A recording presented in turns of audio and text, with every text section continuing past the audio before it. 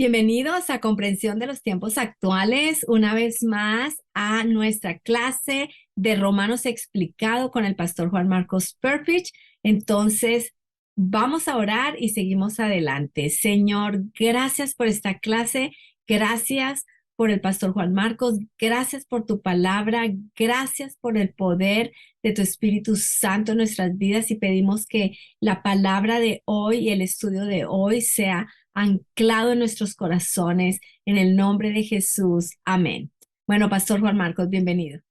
Bienvenidos a todos a continuar en Romanos explicado. Vamos ahora para Romanos capítulos 9, 10 y 11. El tema, recordando nuestro bosquejo, el tema Israel. Si nosotros fuéramos a saltar del capítulo 8 hasta el capítulo 12, estaríamos muy bien. Pero Pablo va a poner este tema en los capítulos 9, 10 y 11, un tema de interés personal para él. El tema de Israel, el tema de los judíos. La situación en las iglesias cuando Pablo está escribiendo su carta a los romanos, estamos en el año 57, antes o después de Cristo, el año 57, antes o después. Algunos lo están pensando. Sí, después de Cristo. Sí, es el año 57 después de Cristo. Y la situación en las iglesias es que los gentiles, ellos son más numerosos. Ya hemos cambiado desde tener en Jerusalén, pues una iglesia mayoría judíos, y ahora tenemos pues iglesias por todos lados del mundo mediterráneo y tenemos gentiles, tenemos muchos gentiles, gloria a Dios, muchos gentiles, entonces más numerosos. Y los judíos, ellos tienen más influencia. ¿Y por qué más influencia? ¿Por qué van a tener más influencia? Es porque ellos pues tienen Torah, ellos tienen el conocimiento del Antiguo Testamento, ellos tienen pues toda esa herencia y todo. Es como de pronto en una iglesia en siglo XXI, si se añaden a la iglesia hermanos quienes ya vienen de otras buenas iglesias con buenos fundamentos bíblicos, ellos pueden ser pocos, así en número, pero sí van a tener una influencia muy importante en la iglesia por lo que ellos traen. Entonces, la pregunta del millón en cuanto a Israel es, ¿cómo es que, como dice Juan en su evangelio, los suyos, cómo es que los suyos, dice en Juan capítulo 1, que vino a los suyos, o sea, hablando de Israel, hablando de los judíos, vino a los suyos, son los suyos, son de él, vino a los suyos y los suyos no lo recibieron. ¿Cómo así? Esa es la gran pregunta. ¿Cómo es que Israel no recibió a su Mesías? ¿No te parece la pregunta más eh, increíble? Pues tienes la Biblia y bueno, si una persona que no sabe nada de la Biblia la coge y la lee así completico, va a decir dos cosas. Va a decir, este libro tiene que ver con Israel. ¿Y qué pasó con Israel? Esa es la gran pregunta. ¿Cómo es que los suyos no recibieron a Jesucristo. ¿Qué pasó? ¿Qué pasó? ¿Y qué pasará ahora con los suyos? ¿Qué pasará con Israel? ¿Qué pasará con los judíos? Anotamos que en capítulos 1 al 8 en Romanos, el enfoque es sobre la salvación individual de cada persona. En capítulos 9 al 11, el enfoque es sobre la salvación nacional. Estamos hablando de los judíos. Y esto tiene que ver con las promesas que Dios hizo a Israel. Y bueno, tengo que cuidarme porque cuando digo Israel, sí, la nación de Israel, pero lo que pasa es que quiero referirme a todos los judíos. ¿Cuántos judíos hay en el mundo hoy en día? Bueno, hay aproximadamente 15 millones de judíos en el mundo. ¿Y cuántos viven en Israel, en la nación de Israel? Bueno, aproximadamente 6 millones. El punto de mencionar eso es que hay muchos judíos quienes no viven en Israel. Y cuando yo estoy aquí hablando de la salvación nacional, estoy pensando en estos 15 millones, no solamente los 6 millones que viven en Israel. Haciendo un paréntesis, estamos con la expectativa de ver estos 15 millones de judíos en Israel, ellos regresando a Israel, que la situación se pondrá tan difícil para los judíos en el mundo entero, incluyendo los Estados Unidos, y ya se está viendo en Europa el clima así para los judíos se está poniendo cada día más feo, hasta judíos franceses dejando Francia y digo regresando, pues yéndose para Israel. Pero estamos pendientes de estos acontecimientos porque tienen que ver con las promesas del Antiguo Testamento. Por eso dije, si una persona coge la Biblia y la lee, dice, pues este libro es acerca de Israel. Israel es Israel, todo es en cuanto a Israel, las promesas son para Israel y nosotros ahora estamos en el Nuevo Testamento y tenemos que preguntar, ¿qué pasa con las promesas que Dios dio en la palabra para Israel? Por eso digo que estos capítulos tienen que ver con la salvación nacional.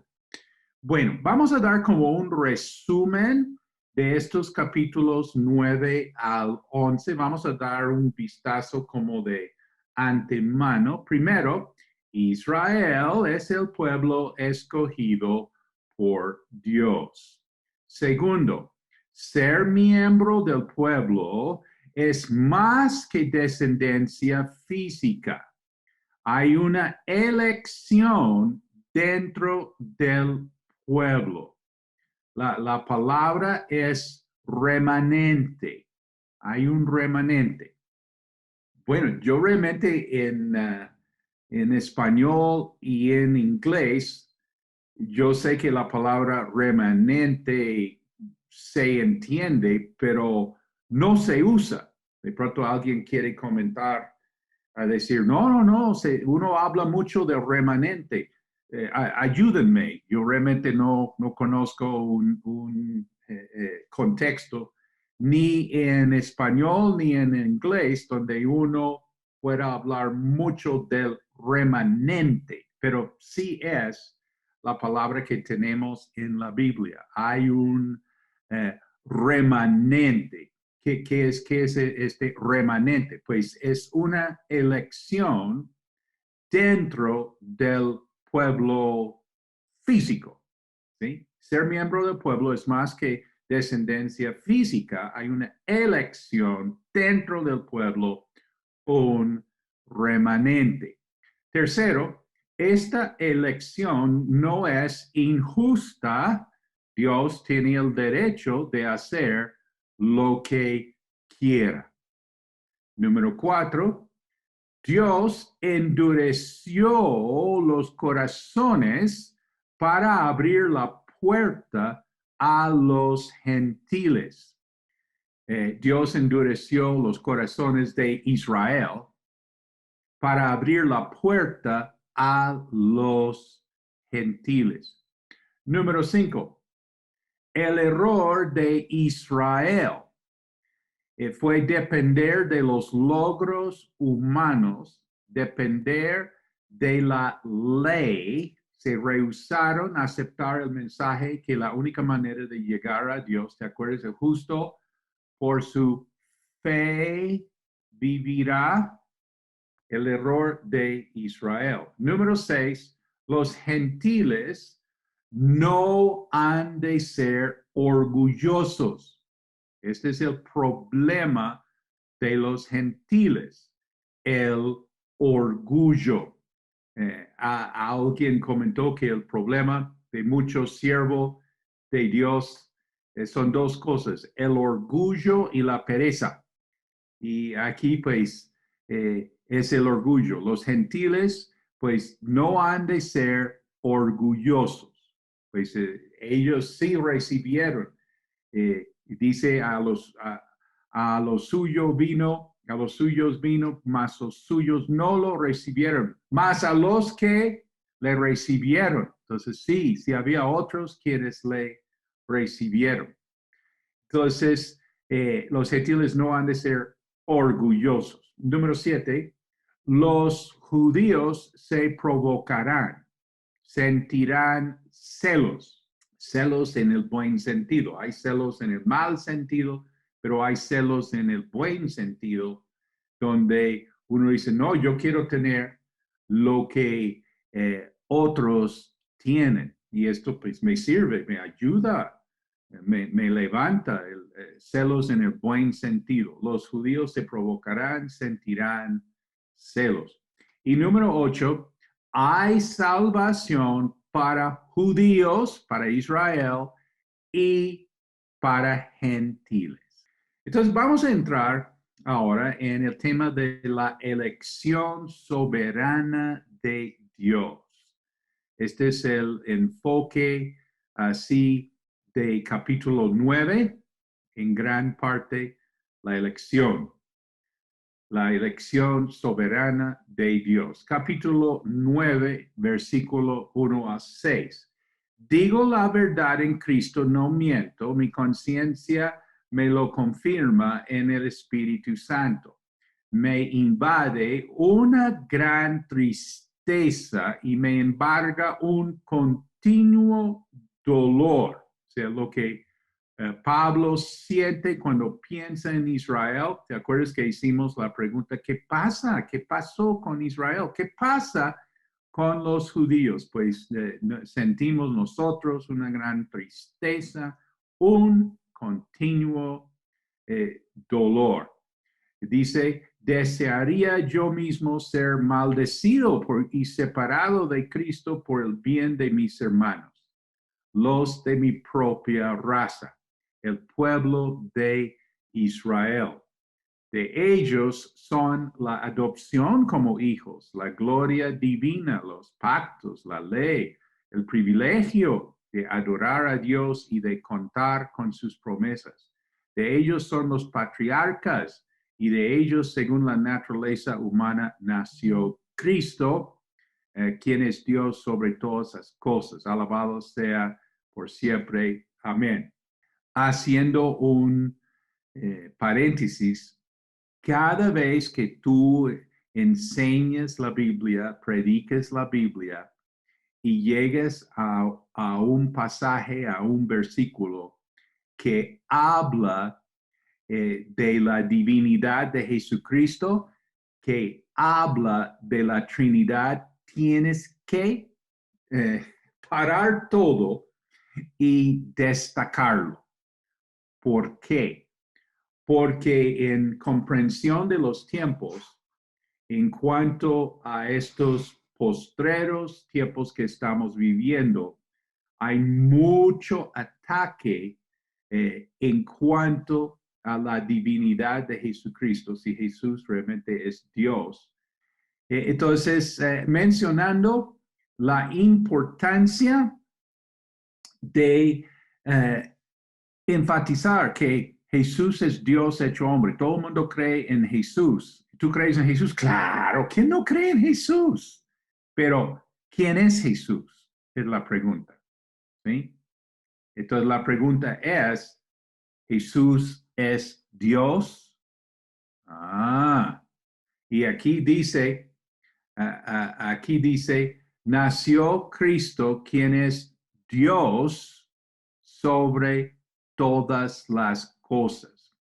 Hice como una promesa que cada vez que estoy enseñando, predicando, y de pronto sale aquí un versículo que habla de quién es Jesucristo o de la Trinidad. Es que también es que uno piensa que la gente sabe de la Trinidad, que uno entiende la Trinidad. ¿Quién entiende la Trinidad? Pero me hago entender que nosotros estamos muy reposados pensando, no, la gente sabe. No, la gente no sabe de la Trinidad, no sabe. Y entonces están llegando con fuerza a cuestionar quién es Jesucristo y llegando a cuestionar quién es la Trinidad. Entonces, pastor, maestro, discipulador, nosotros no podemos pasar por encima de esto. Wow, wow, wow. Mira, dice, nació Cristo, quien es Dios sobre todas esas cosas. Alabado sea por siempre. Amén. Ahí en el invierno, en el frío, con o sin luz, pegamos el amén. Entonces vemos las ventajas de Israel. Israel tiene unas ventajas. Primero, ellos son hijos de Dios. Deuteronomio 14:1 dice, hijos sois de Jehová vuestro Dios. No os sajaréis ni os raparéis a causa de muerto. Bueno, sois hijos de Jehová vuestro Dios. Dice también, así pagáis a Jehová, pueblo loco e ignorante. Pueblo loco e ignorante. ¿No es él tu padre que te creó? Él te hizo y te estableció. Deuteronomio 32:6. Y en Éxodo, y dirás a Faraón, Jehová ha dicho así, Israel es mi hijo, mi primogénito. Entonces, hablando de ventajas, son hijos de Dios. También tienen la gloria, Shekinah Kabot, la gloria. Tienen los pactos, pacto en Génesis con Abraham, pacto en Éxodo con Moisés, pacto en Deuteronomio con Josué, pacto en 2 Samuel con David, en Jeremías, el nuevo pactos. Tienen los pactos. Número 4, tienen la ley. Qué gran ventaja, qué gran ventaja. Número 5, tienen la adoración en el templo. Número 6, tienen las promesas.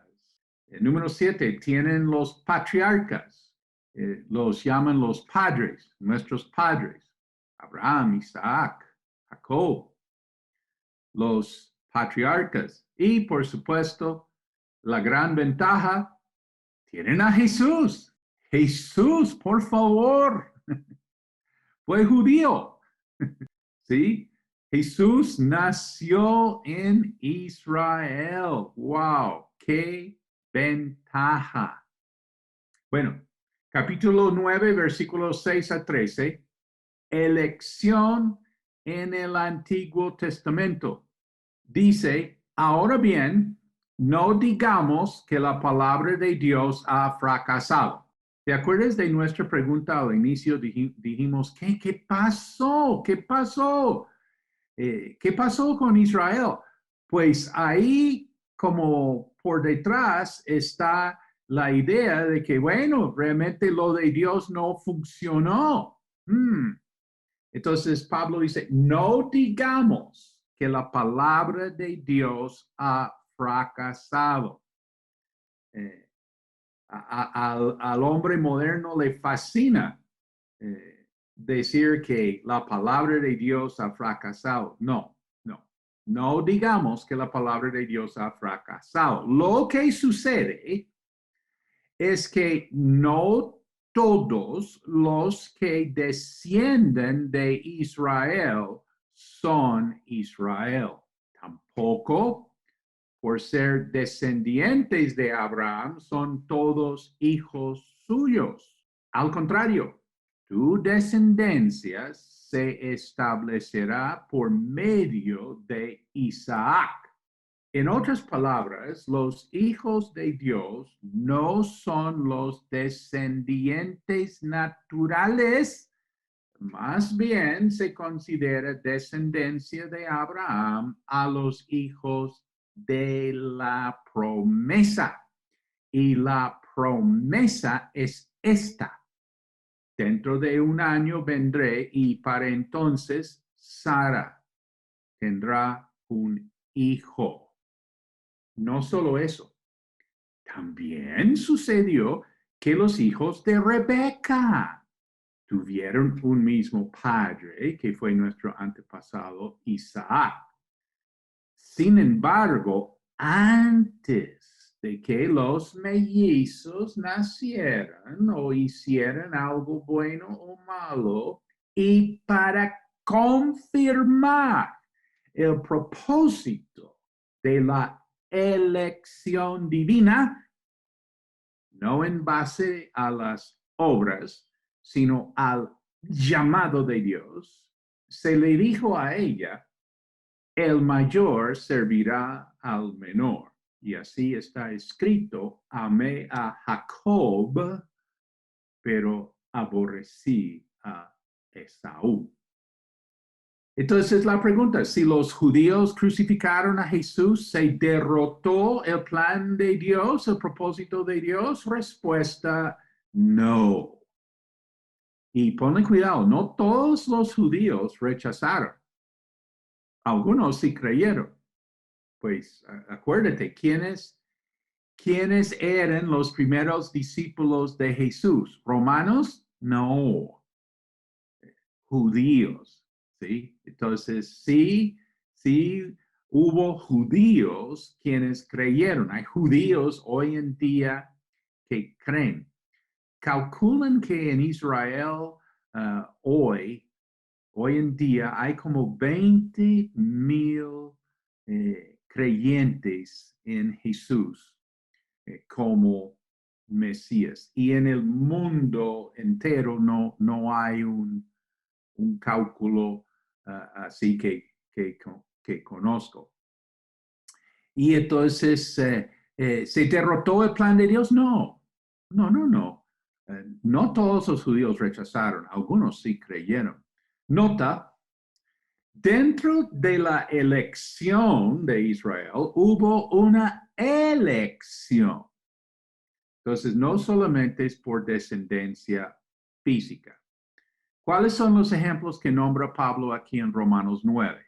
Pues él habla de Isaac. Isaac es hijo de la promesa. Y él habla de Ismael. Y Ismael es hijo del deseo natural. Y ponle cuidado, esto es monumental. Es por Isaac, no por Ismael. Otro día, otro tema, veremos la importancia de esto que es tan sencillo simplemente leyendo el Antiguo Testamento y el Nuevo Testamento. Es por Isaac, hay una elección. Isaac es el hijo de la promesa, no Ismael. Número 2, el ejemplo aquí que Pablo menciona es Esaú y Jacob. Entonces, realmente debería ser por orden natural, por el protocolo, debería ser Esaú. La promesa debería pasar por el mayor, pero que no, que el mayor servirá al menor. Y esto fue antes de nacer estos pelados. Ellos no habían hecho ni bien ni mal. Y Dios está anunciando que Él es quien determina las cosas. ¿Alguien está captando mensaje aquí? ¿Alguien está como recibiendo algo muy importante? Entonces, dentro de la nación hubo una elección. No es solamente por lo físico, no es por el orden que uno pensaría. Es Dios quien elige. ¿Te acuerdas cuando la gente dejó de seguir a Juan el Bautista y se fue a donde Jesús? ¿Te acuerdas? ¿Te acuerdas el trauma que le dio a Juan el Bautista? ¿Te acuerdas la depresión en que se metió? ¿Te acuerdas el resentimiento que tuvo en cuanto a Jesús de Nazaret? ¿Sí? ¿Te acuerdas de todo eso? ¿Te acuerdas cómo Juan iba como sembrando comentarios en cuanto a Jesús de Nazaret? ¿Te acuerdas de eso? Pues por supuesto no te acuerdas de eso, porque Juan dijo, yo soy el amigo del novio. Y me alegra ver lo que está pasando aquí. Y Juan dijo una cosa muy importante, dijo, nadie puede tener nada si Dios no se lo da. Y Juan dijo, ¿saben qué? Si realmente quieren entender lo que está pasando, es necesario que Él crezca y yo mengüe. ¿Sí?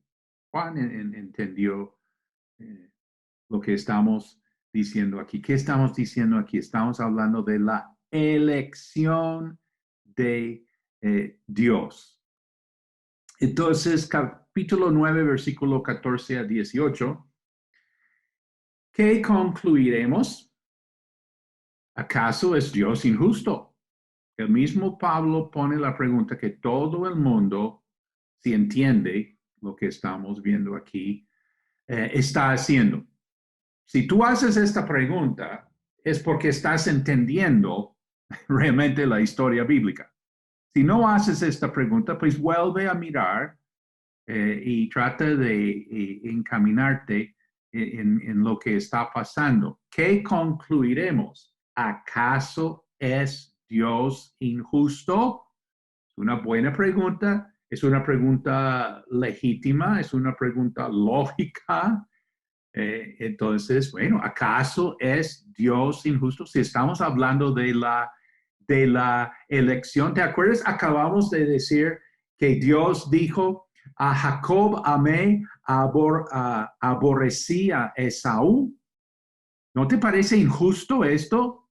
Ellos no habían hecho nada, ni siquiera habían nacido y Dios está diciendo esto. ¿No te parece injusto? Por eso la pregunta, ¿acaso es Dios injusto? Respuesta, digamos todos, 1, 2, 3, de ninguna manera, todos, de ninguna manera. Si no has hablado en el día de hoy, di eso, de ninguna manera. Versículo 15, es un hecho que a Moisés le dice, tendré clemencia de quien yo quiera tenerla y seré compasivo con quien yo quiera serlo. Por lo tanto, la elección no depende del deseo ni del esfuerzo humano, sino de la misericordia de Dios. Ese es un buen versículo para memorizar. ¿Cómo es? Por lo tanto, la elección no depende del deseo ni del esfuerzo humano, sino de la misericordia de Dios. Porque la Escritura le dice a Faraón, te he levantado precisamente para mostrar en ti mi poder y para que mi nombre sea proclamado por toda la tierra. Versículo 18. Así que Dios tiene misericordia de quien Él quiere tenerla y endurece a quien Él quiere endurecer. Entonces, otra vez esta pregunta. Si la elección es basada en la voluntad de Dios, solo en la voluntad de Dios, ¿es justo? Respuesta, Dios hace lo que quiere. Veamos. Número 1, Dios escogió a Israel porque quiso. El versículo 16, por lo tanto, la elección no depende del deseo ni del esfuerzo humano, sino de la misericordia de Dios. Entonces, primero tenemos Israel. Estamos viendo que Dios hace lo que quiere, pues Dios quiso elegir a Israel. Y tenemos por el otro lado el ejemplo de Faraón. Dios endurece el corazón de los que han rechazado a él. Faraón rechazó al Dios de Israel. Ponle cuidado que él no endureció a Faraón en contra a su voluntad, ¿sí? No, es que Faraón rechazó y en consecuencia vino este juicio sobre él, no en contra a su voluntad. Y bueno, los simples hechos, ¿no? Que en el libro de Éxodo tantas oportunidades tuvo Faraón de cambiar y entonces se echaba para atrás y bueno, por fin ya realmente se quedó.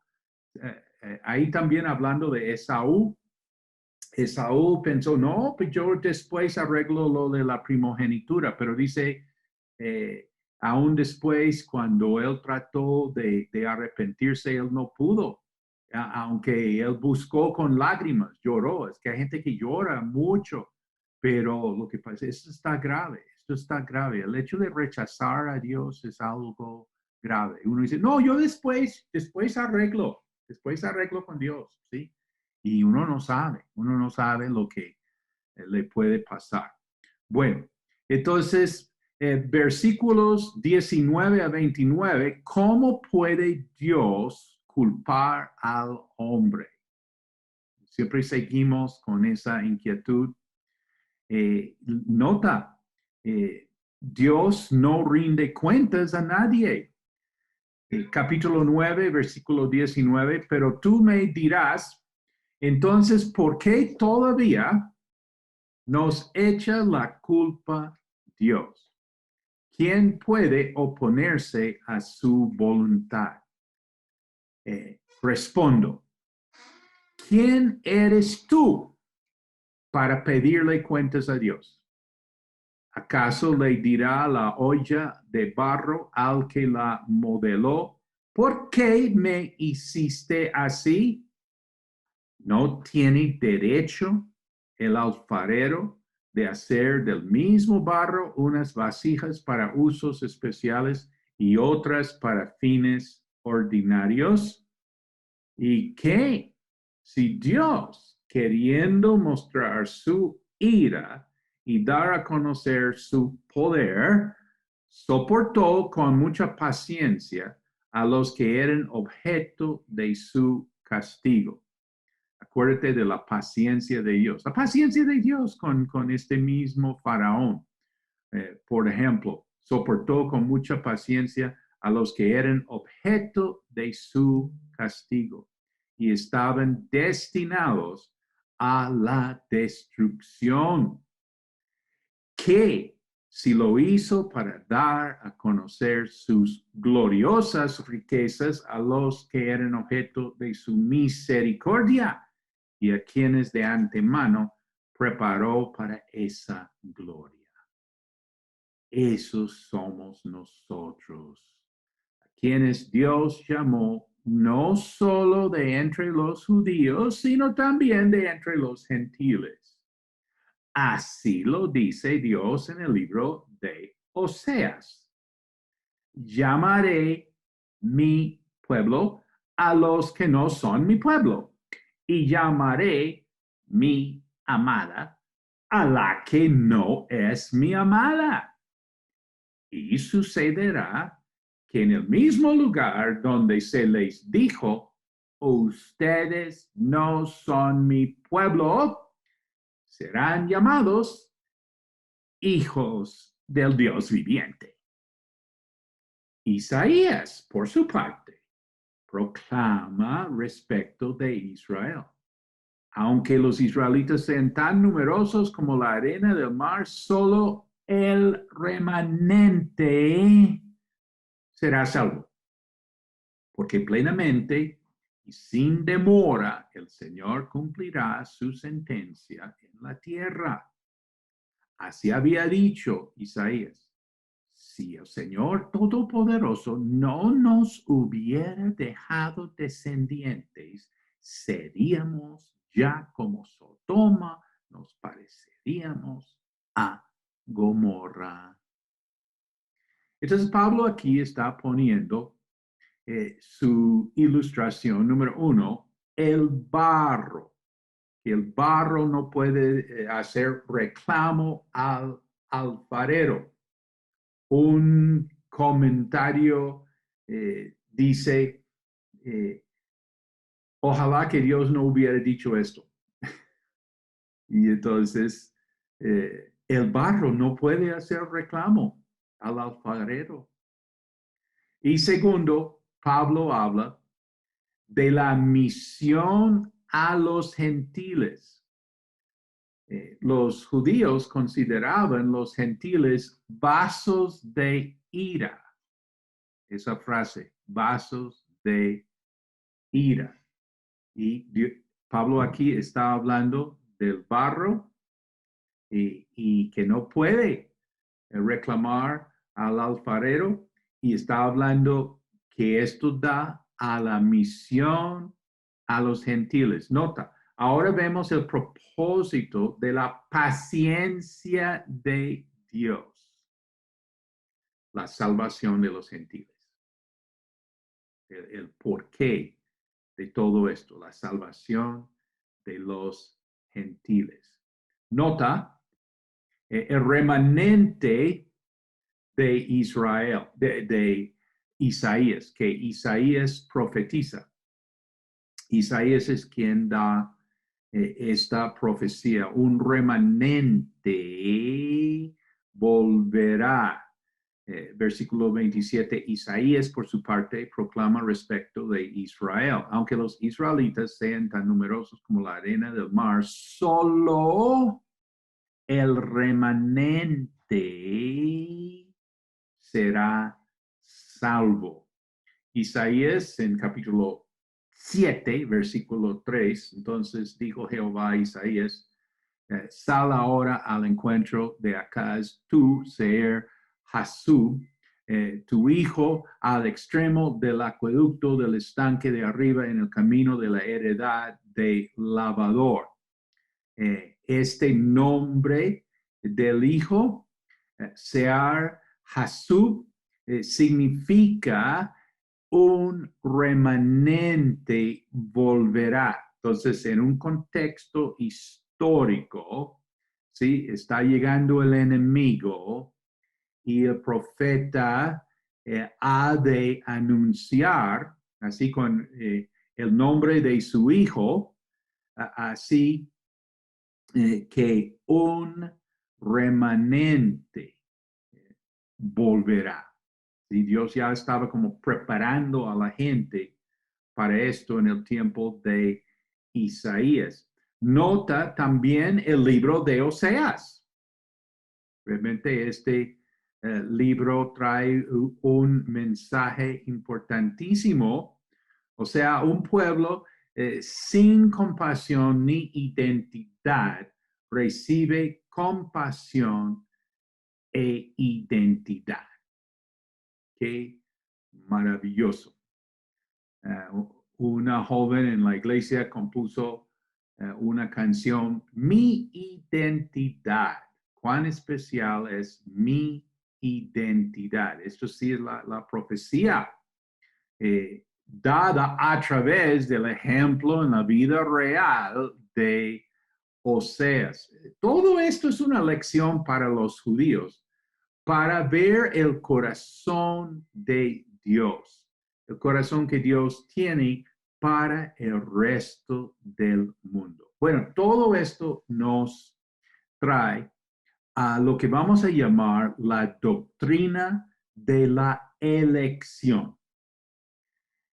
Dios escogió a Israel, no Israel a Dios. Nota, Dios elige. Pues imagínate, tenemos a Abel y Caín, los patriarcas, Isaac, Ismael, Jacob, y Esaú, José y los hermanos. Vez tras vez estamos viendo la elección de Dios. Observación número 1, los judíos no dimensionaron el significado de su elección. Dice en Deuteronomio, solamente de tus padres se agradó Jehová para amarlos y escogió su descendencia después de ellos, a vosotros de entre todos los pueblos como en este día. Imagínate. Qué privilegio la elección de Dios. Segundo, la elección no fue porque Israel fuera bueno. Dice también en Deuteronomio, no pienses en tu corazón cuando Jehová tu Dios os haya echado delante de ti diciendo, por mi justicia me ha traído Jehová a poseer esta tierra. Eso es para subrayar. No pienses esto en tu corazón. Por mi justicia me ha traído Jehová a poseer esta tierra. Pues por la impiedad de estas naciones Jehová las arroja de delante de ti, no por tu justicia. ¿Alguien está subrayando en su Biblia?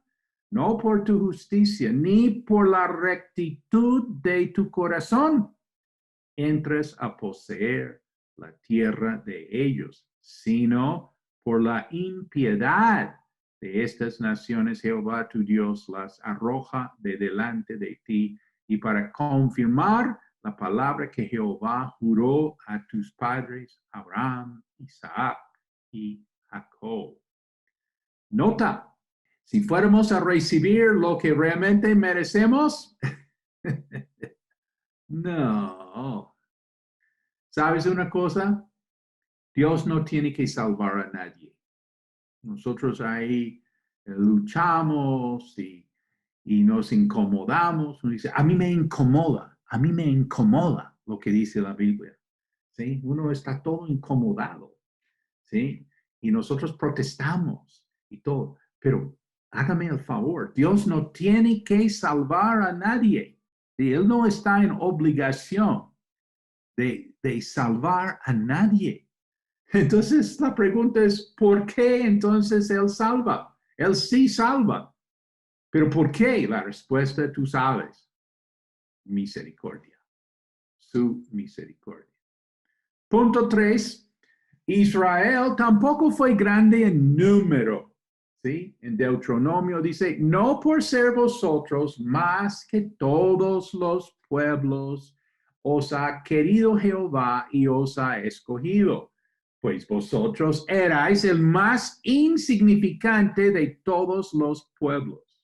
Por favor, cristiano, gentil o judío o gentil, eh, ¿qué somos nosotros? Bueno, según la palabra de Dios, el más insignificante de todos los pueblos. El orgullo no puede ser característica nuestra. Nosotros no tenemos el lujo de proyectar una superioridad sobre los demás, de creernos quién sabe qué cosa, ¿sí? De mirar para abajo a cualquier gente. No podemos, porque nosotros éramos el más insignificante de todos los pueblos. Bueno, nota, a Dios le fascina tomar lo pequeño, lo insignificante y volverlo grande. Pues fíjate, simplemente mira la historia. Él no escogió a los grandes imperios del mundo. ¿Sí? Él pudo haber escogido a cualquier pueblo en la faz de la tierra, pero no escogió a los pueblos, humanamente hablando, grandes y poderosos. Esto tiene también su aplicación espiritual para nosotros.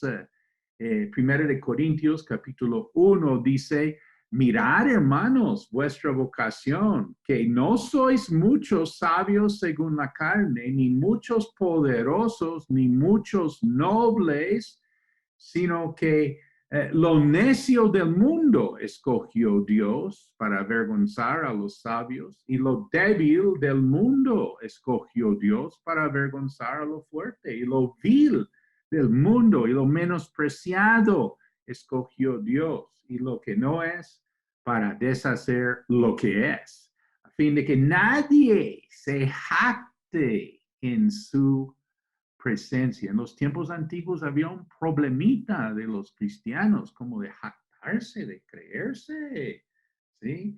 De sentirse superiores a los demás. No, no, no, no, no, que nadie se jacte en su presencia. Mas por él, dice Pablo a los Corintios, por él estáis vosotros en Cristo Jesús, el cual nos ha sido hecho por Dios. Mira, sabiduría, justificación, santificación y redención. Para que, como está escrito, el que se gloría, gloríese en el Señor. Punto 4. La elección es determinada por Dios, no por el hombre. En Juan capítulo 15, Jesús dice a sus discípulos, no me elegisteis vosotros a mí, sino que yo os elegí a vosotros. Y os he puesto para que vayáis y llevéis fruto, y vuestro fruto permanezca, para que todo lo que pidiereis al Padre en mi nombre, Él os lo dé. Y en 1 de Juan 4:19, nosotros le amamos a Él porque Él nos amó primero. Y en Romanos capítulo 8, sabemos que a los que aman a Dios, todas esas cosas les ayudan a bien. Esto es, a los que conforme a su propósito son llamados. Porque a los que antes conoció también los predestinó para que fuesen hechos conformes a la imagen de su Hijo, para que Él sea el primogénito entre muchos hermanos. Y a los que predestinó, a estos también llamó. Y a los que llamó, a estos también justificó. Y a los que justificó, a estos también glorificó. ¿Qué pues diremos a esto? Si Dios es por nosotros, ¿quién contra nosotros? Y punto 5, el propósito de la elección es bendecir a otros. Recordando en Juan 15, dice, os he puesto para que vayáis y llevéis fruto y vuestro fruto permanezca. ¿Sí? Entonces ese es el propósito de la elección, es bendecir a otros. Dios dijo a Abraham en Génesis 12, haré de ti una nación grande y te bendeciré y engrandeceré tu nombre y serás bendición. ¿Quieres subrayar? Te bendeciré y serás bendición. Entonces, este es el propósito de la elección, bendecir a otros. Cuando este concepto impregna, digamos, la sociedad a través de la iglesia, entonces uno entiende de dónde viene la bendición y uno entiende para qué es la bendición. ¿Para qué es? Para bendecir a otros. Te bendeciré y serás bendición. Vamos ahora a ver ya la responsabilidad del hombre. Parte del capítulo 9 cierra, abre este tema de la responsabilidad del hombre y el resto del capítulo 10. Acuérdate que la división de capítulos y de versículos en la Biblia no fue puesto por el Espíritu Santo. Capítulo 1, capítulo 2, eso no está en el texto original. Esto fue puesto después por los hombres para facilitar referencia, para encontrar todo. Entonces, por eso, capítulo 9, hasta aquí hemos hablado de la elección y ahora capítulo 9, versículo 30 a 33 y vamos a ver hasta capítulo 10, versículo 21, otro tema, la incredulidad de Israel. Pero en nuestra organización vamos a cerrar con el capítulo 9, versículo 30 a 33. ¿Qué concluiremos? Pues que los gentiles que no buscaban la justicia la han alcanzado. Me refiero a la justicia que es por la fe. En cambio, Israel, que iba en busca de una ley que le diera justicia, no ha alcanzado esa justicia. ¿Por qué no? Porque no la buscaron mediante la fe, sino mediante las obras, como si fuera posible alcanzarla así. Por eso tropezaron con la piedra de tropiezo, como está escrito. Miren, que pongo en Sión una piedra de tropiezo y una roca que hace caer. Pero el que confíe en él no será defraudado.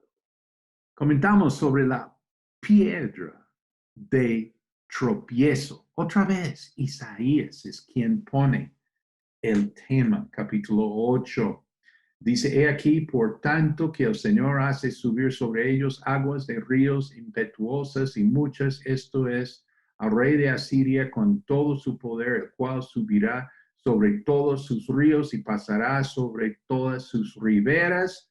Y dice, a Jehová de los ejércitos, a él santificad, sea él vuestro temor y él sea vuestro miedo. Entonces él será por santuario, pero a las dos casas de Israel por piedra para tropezar y por tropezadero para caer, y por lazo y por red al morador de Jerusalén.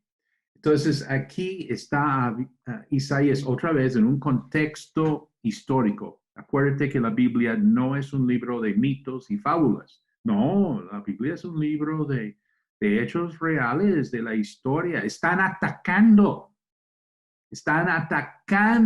a Jerusalén. Viene el rey de Asiria con todo su poder. Entonces Isaías está llamando al pueblo que ellos tienen que tener su avivamiento espiritual. A él santificad sea vuestro temor.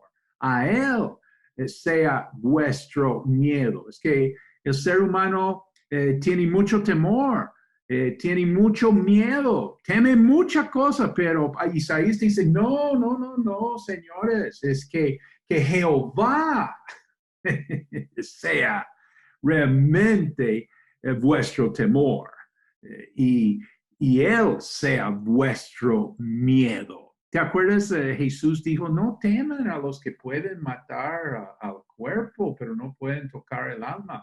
Más bien tienen que temer, ¿sí? Al que tiene el poder para destruir el cuerpo y el alma en el infierno, ¿sí? Bueno, haciendo una paréntesis, yo sé que uno dice, ay, pero uno no ha de tener miedo de Dios, ¿no? Eso sería lo mejor que fuera posible, ¿sí? Eh, he sabido de ministraciones a los jóvenes, no deberían tener temor, y yo entiendo la perspectiva, pero no, qué falta, qué falla haber tenido jóvenes bajo su tutela y no inculcarles, sí señor, temor, sí señor, miedo. Hacer las cosas mal, pues obviamente no es todo eso. Hemos ya tratado ese tema bastante. Pero bueno, todo eso, Isaías está avisando a Israel, dice que ellos tienen que santificar, quiere decir apartar a Él, entender que Él es su primer temor, su primer miedo. Si no los asirios, no los asirios. Ellos sí son un gran problema, pero no, lo primero es mi relación con Dios. Y dice el versículo 14, entonces Él será por santuario. Ay, gloria a Dios, ¿sí? Que Él será por santuario. Santuario como el concepto de poder refugiarme, ¿sí?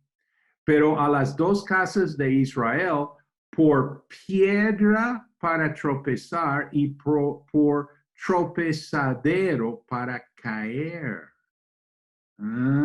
Por lazo, por red al morador de Jerusalén. Aquí es donde sale. ¿Te acuerdas que Pablo está hablando de la profecía que pongo en Sion una piedra de tropiezo y una roca que hace caer? ¿Sí? ¿Te acuerdas?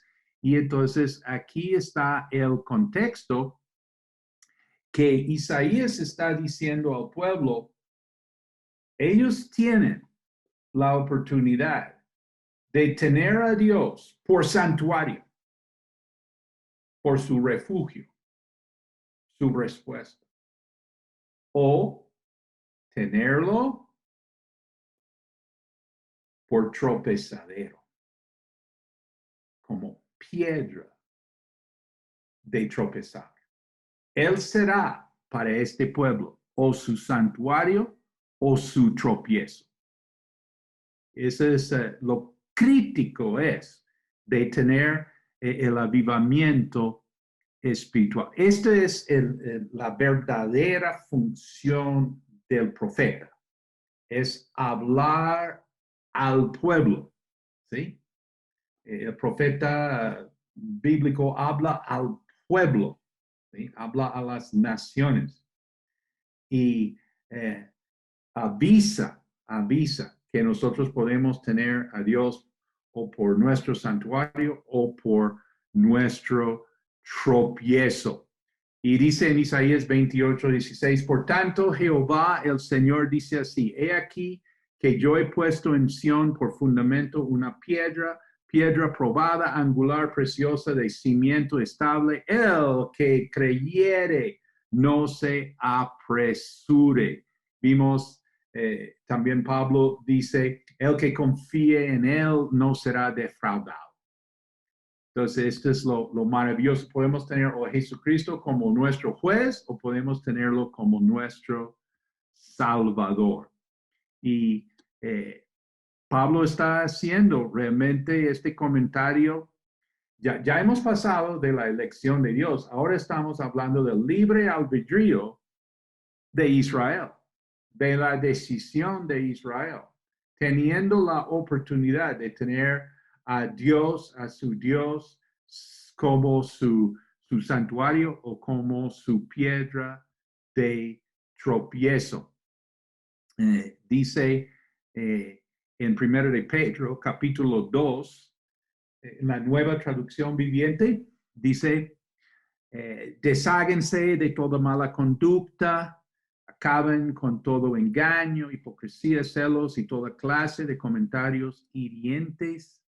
Como bebés recién nacidos, deseen con ganas la leche espiritual pura para que crezcan a una experiencia plena de la salvación. Pidan a gritos ese alimento nutritivo ahora que han probado la bondad del Señor. Ahora ustedes se acercan a Cristo, quien es la piedra viva principal del templo de Dios. La gente lo rechazó, pero Dios lo eligió para darle gran honra. Y ustedes son piedras vivas con las cuales Dios edifica su templo espiritual. Además, son sacerdotes santos. Por la mediación de Jesucristo, ustedes ofrecen sacrificios espirituales que agradan a Dios. Como dicen las Escrituras, pongo en Jerusalén una piedra principal elegida para gran honra, y todo el que confíe en él jamás será avergonzado. Así es, ustedes los que confíen en él reconocen la honra que Dios le ha dado, pero para aquellos que lo rechacen, ahora viene el otro lado, la piedra que los constructores rechazaron, ahora se ha convertido en la piedra principal. Además, Él es la piedra que hace tropezar a muchos, la roca que los hace caer. Tropiezan porque no obedecen la palabra de Dios y por eso se enfrentan con el destino que les fue preparado. Y para terminar, siempre recordando Salmo 118, versículo 22, la piedra que desecharon los edificadores ha venido a ser cabeza del ángulo. Vamos a orar. Padre Celestial, te damos gracias que nosotros una vez más podemos recordar que Cristo es Dios sobre todas las cosas. Alabado sea por siempre. Y recordamos hoy, Señor, en Romanos capítulo 9, recordamos la elección tuya. Y que conste que estamos aquí, Señor, agradecidos por tu misericordia. Sigue obrando tus propósitos en la vida, en la familia, en el trabajo, en el ministerio de cada uno. Aún en este día de hoy te lo pedimos en el nombre de Cristo Jesús. Amén. Dios les bendiga. Muchísimas gracias, Pastor Juan Marcos. Otra vez un excelente estudio en esta mañana. La elección. Sabemos que Dios es soberano y Dios ya ha seleccionado. Esto incluye también quién va a ir al cielo, quién va a irse con él, quién va a ser salvo o no.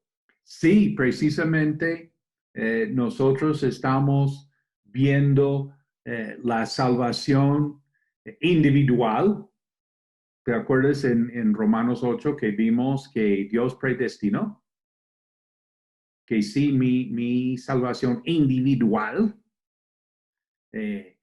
fue predestinada.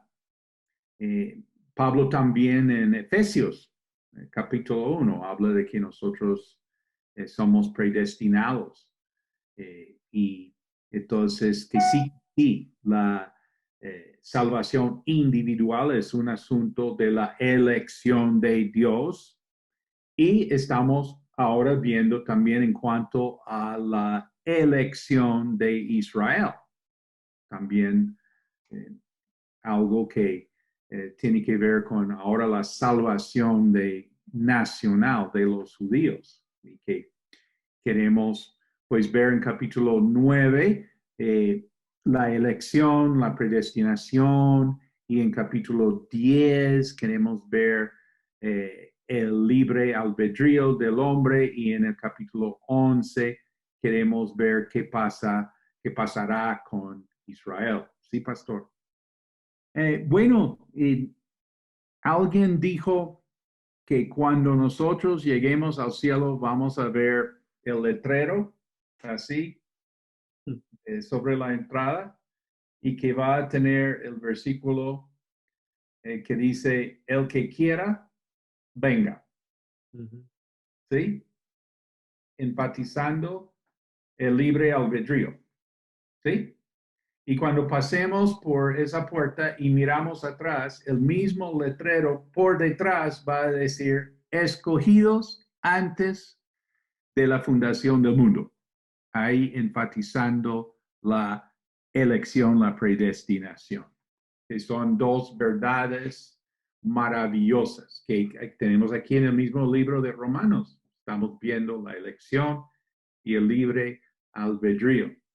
Y para nosotros a entender, a poder reconciliar estas dos verdades, pienso que no alcanzamos, que estamos obligados a creer en ambas. Estamos obligados a creer en Romanos 9. Estamos obligados a creer en Romanos 10. Si tratamos de explicar, no, es que Dios eligió, Dios hizo todo, Dios, ¿sí? Y entonces vamos a violar el libre albedrío, ¿sí? Si nosotros decimos, no, es que tú decides, tú, entonces vamos a dejar por fuera la soberanía de Dios. Es como un ferrocarril que tiene los dos carriles. Tenemos que andar sobre ambos. Si nosotros tratamos de unirlos o separarlos o dejar uno por fuera, y entonces el tren se va a estrellar. Y uno en su teología, hasta en su vida, puede estrellarse si no tiene en cuenta la elección y la decisión del hombre. Necesitamos tener estas dos cosas. Y uno siempre se pregunta por el reformador Juan Calvino, ¿sí? Quien enfatizó, ¿alguien sabe qué enfatizó él? Él enfatizó la elección, ¿sí? Él enfatizó la predestinación.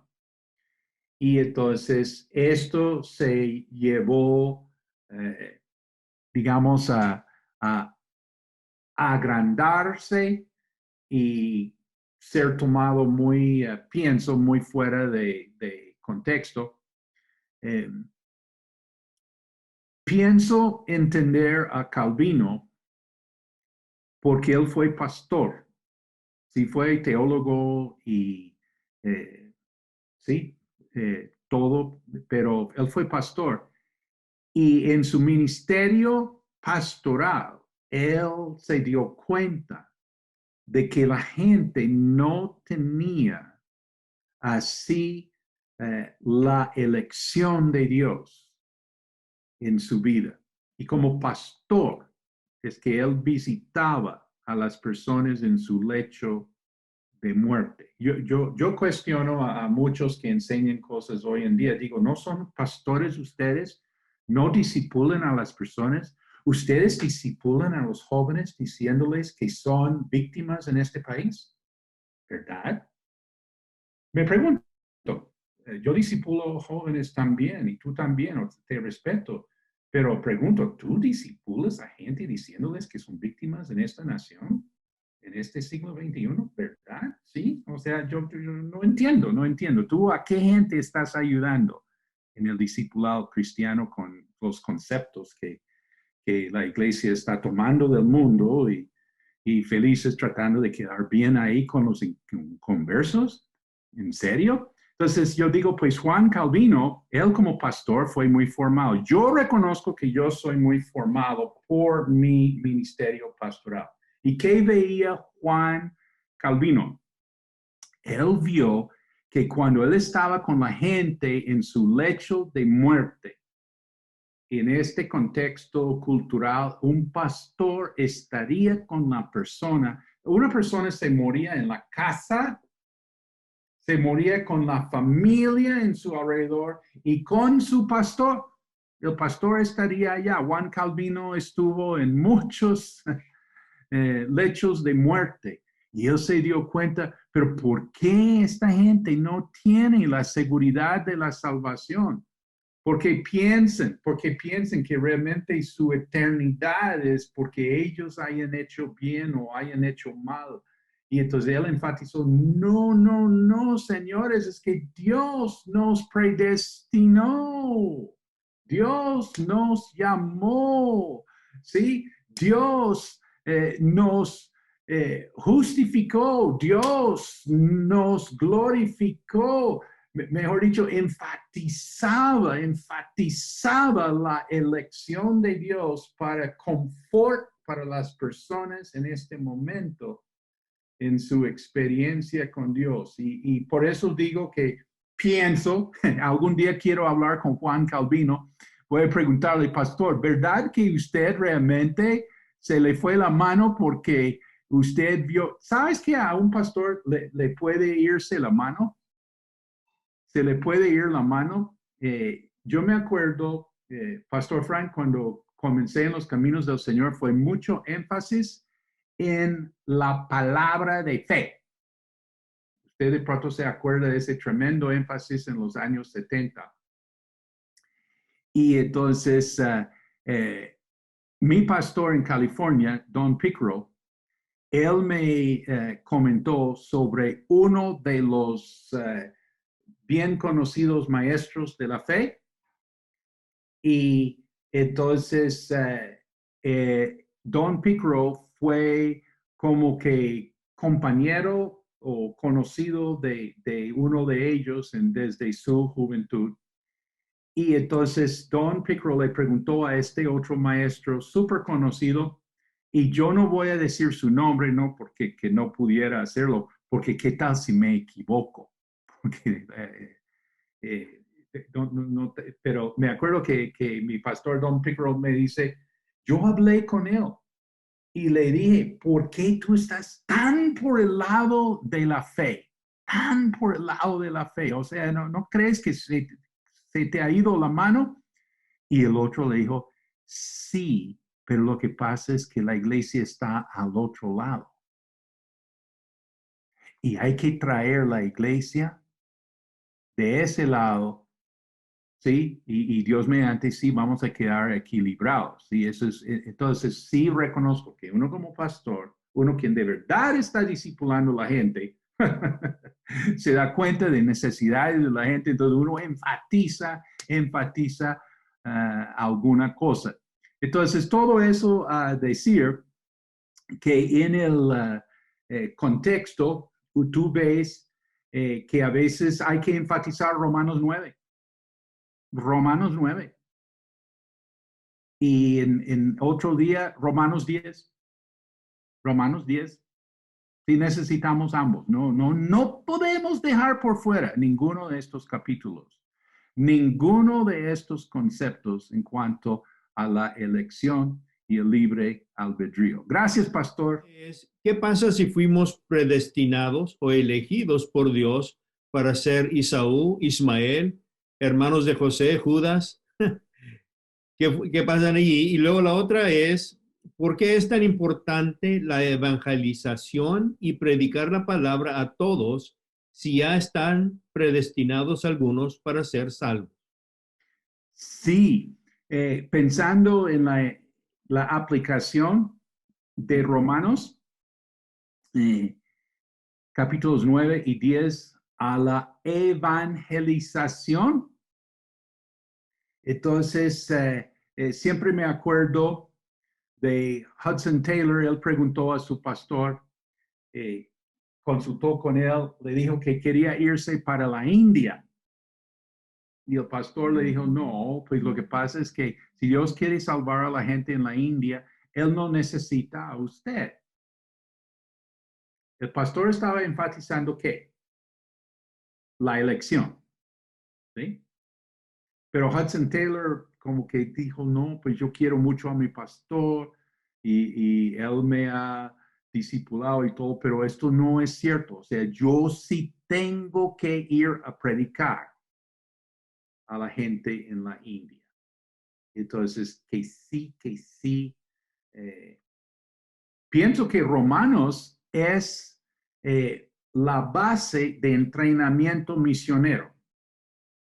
Como tú interpretes el libro de Romanos, va a influir en gran manera sobre tu concepto de las misiones, si las misiones realmente son tan importantes, si realmente hemos de hacer tremendo esfuerzo por hacer esto, porque si Dios tiene a la gente ya elegida, entonces pues esa gente llegará como sea, pues nadie puede parar a Dios. ¿Sí? Y eso es en el calvinismo clásico un gran error, ¿no? De pensar que no, pues ellos van a ser salvos porque van a ser salvos.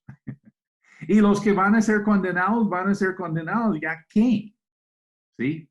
Entonces, pues realmente enfatizo en el mismo capítulo 10, porque en el mismo capítulo 10 dice, pues, ¿cómo creerán si nadie les ha predicado? Y que realmente vamos a enfatizar el libre albedrío. Las personas tienen que tener esta oportunidad de escuchar. Entonces, sí. Esto es muy importante para la evangelización. Y por el lado de la resignación, uno dice, no, yo soy un Judas. Yo soy un Esaú. ¿Yo qué hago? ¿Sí? Entonces, pues, creo que no, porque pues, aún hablando de Esaú, en el libro de Hebreos, básicamente el autor está diciendo que no, ustedes no son profanos como Esaú, quien vendió su primogenitura por una comida. Entonces, pues, que no.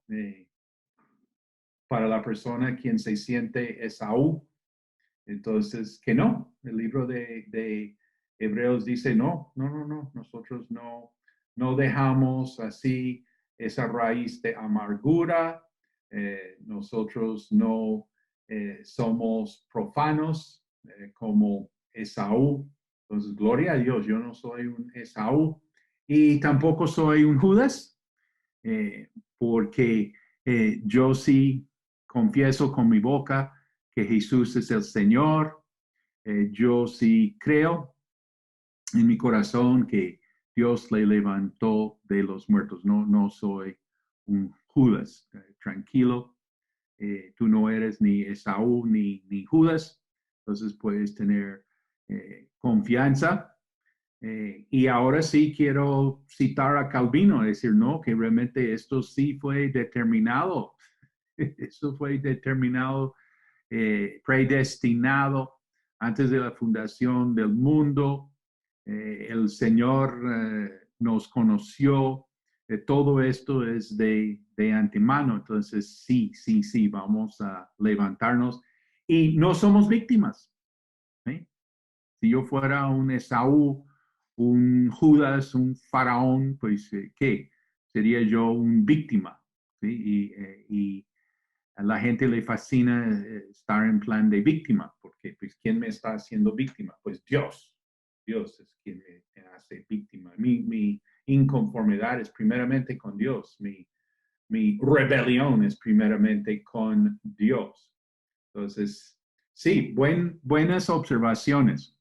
Bueno, excelentes preguntas y excelentes respuestas. Muchísimas gracias, Pastor Frank, Pastor Juan Marcos. Y seguimos adelante Y recuerde, comparta estas enseñanzas. Haga discípulos con el libro de Romanos y que el Señor los bendiga. Nos vemos en la próxima sesión.